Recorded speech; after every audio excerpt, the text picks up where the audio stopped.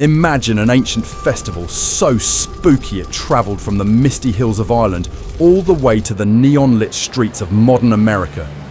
Halloween has become the night for costumes, candy and over-the-top decorations. But how did we get here? It didn't start with finding the scariest costume or that classic "what the heck are you supposed to be" moment.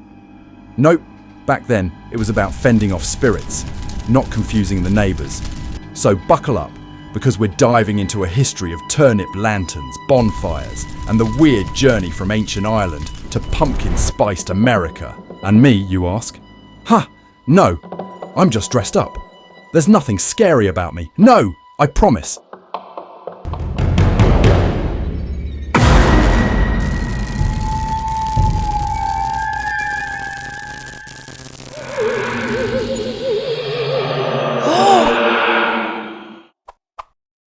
Oh, it's just a magic trick I learned. I'm not a ghost or anything. Really, I promise. But before you grab your broomstick, let's rewind a couple thousand years to Ireland and Scotland. Back then, it wasn't about candy. It was about surviving the end of the world. Or at least, that's what it felt like.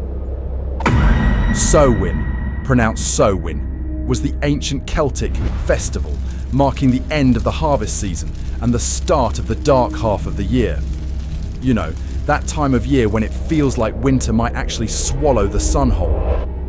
The Celts believed that on October 31st, the veil between the living and dead was so thin, spirits and maybe even some creepy neighbours could walk right through it. To scare these spirits away, people wore costumes, usually made from animal skins, and lit huge bonfires. Yes, costumes back then were far from the cute ones you see today. They were less bunny ears and more bear pelts and mysterious masks. If you're wondering just how spooky Samhain could get, look no further than the eerie Oweynagat, Cave of the Cats, in County Roscommon, Ireland. This cave isn't just another creepy spot. It's often called the birthplace of Halloween itself. According to ancient Celtic lore, Oweynagat was considered a literal gateway to the otherworld, where spirits and mythical creatures would spill into our world on Samhain night. Imagine a mystical door that only unlocks on October 31st, inviting in ghosts, warrior queens, and yes, legendary cats. People believed that on Samhain, the boundary between worlds was thinnest at Oweynagat, making it the ultimate VIP entry to Halloween night. And about that jack-o'-lantern thing, turns out carving pumpkins is an American remix. In Ireland, they carved up turnips. Imagine that. Small, gnarly little turnips with spooky faces. No wonder they switched to pumpkins when they hit the States. So, how did this creepy little Irish festival turn into the massive candy-fueled extravaganza we know today?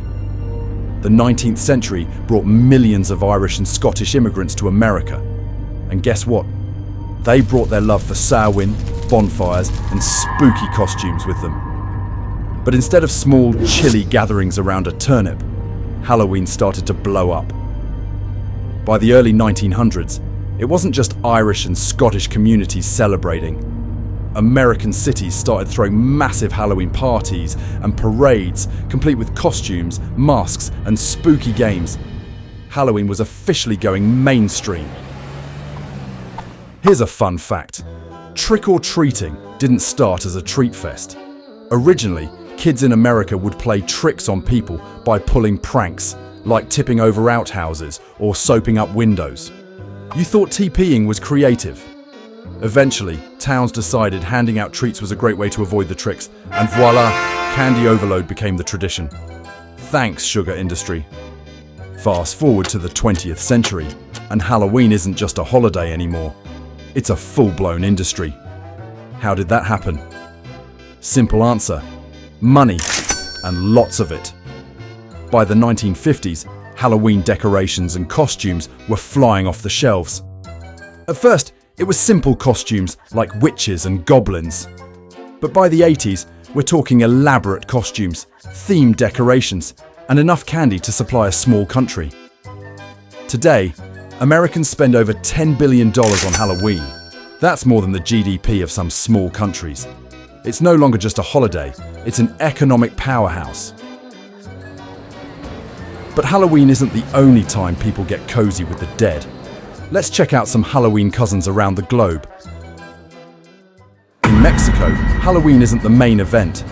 They celebrate Dia de los Muertos, a 2-day celebration where families honor their ancestors by building colorful ofrendas, that's altars, and decorating graves with marigolds. Think of it as Halloween's festive, family-oriented cousin. They even set out food, drinks, and little sugar skulls. Because, hey, your great-great-grandpa might be a ghost, but he's still got to eat, right? In Germany, they celebrate Allerheiligen, or All Saints' Day, on November 1st. It's a day for reflection and cemetery visits to honor lost loved ones, with flowers and candles creating a calm, respectful atmosphere. Think quiet contemplation, not zombies on the lawn. But here's a twist. Halloween has actually started to gain ground in Germany over the last few decades. Thanks to American pop culture and a love for costumes, you'll now see carved pumpkins and costume kids popping up in many towns. Just be careful about those jack-o'-lanterns. Some local traditions say they might actually invite spirits into your home. Spooky, right? In the Philippines, they also celebrate Undas, a 2-day holiday when families clean up and decorate graves, then stay overnight for picnics. It's almost like a family reunion, with a few extra guests if you catch my drift. With Halloween's wild roots and global counterparts, it's no wonder this holiday continues to morph. So what's next for Halloween? Every year, Halloween in the US sees new trends. Zombie runs, haunted house experiences, virtual costume contests, you name it. But at its core, it's still about celebrating what we don't understand, whether that's the spirit world or just our neighbors in weird outfits. So there you have it. Halloween might be America's favorite night of spooks and sweets, but its origins are centuries old and shared by cultures worldwide.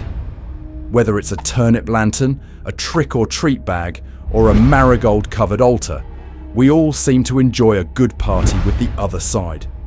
If you like this dive into the spooky side of history, hit that subscribe button, give us a thumbs up, and tell us your weirdest Halloween tradition in the comments. Until next time, keep it spooky.